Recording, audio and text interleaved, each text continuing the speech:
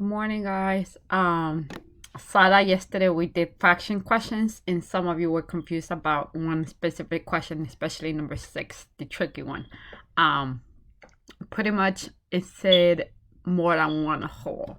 So I'm gonna start with, let's say, an improper fraction. So in 4th grade, you're gonna start seeing them like improper fractions.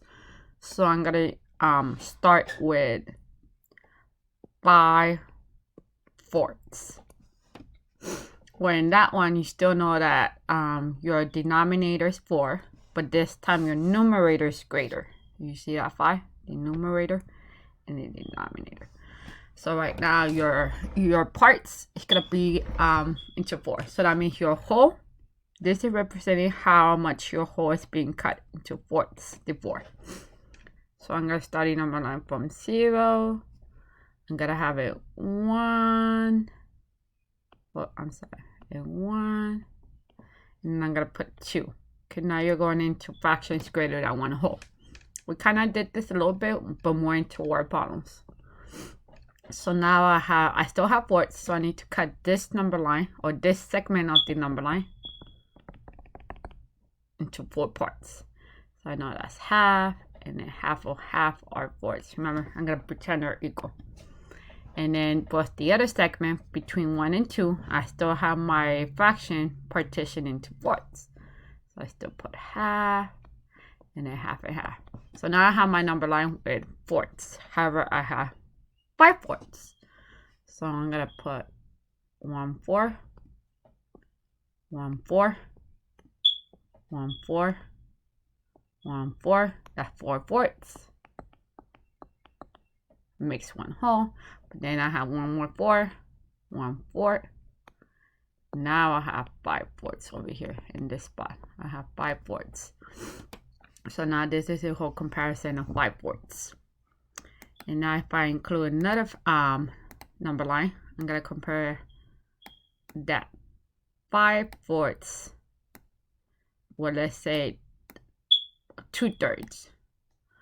And now I still have the same model, but this time I'm gonna lock it. Let me see if I can lock it. Yeah.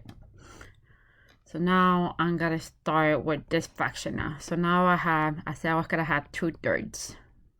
Denominator is 3, numerator 1. However, now you know, have you made a whole yet? No.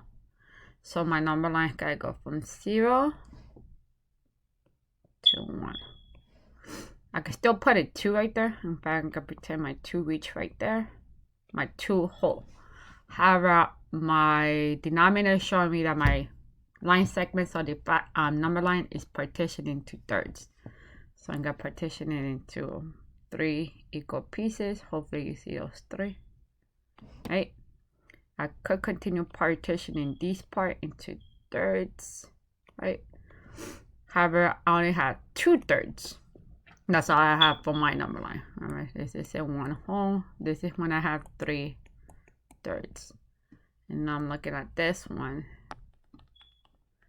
This one should be at 4/4 right here. This is the point for 4/4. That would have been better. Sorry about that. Now I can label 2/3. So I'm gonna go back. So this is 1/3.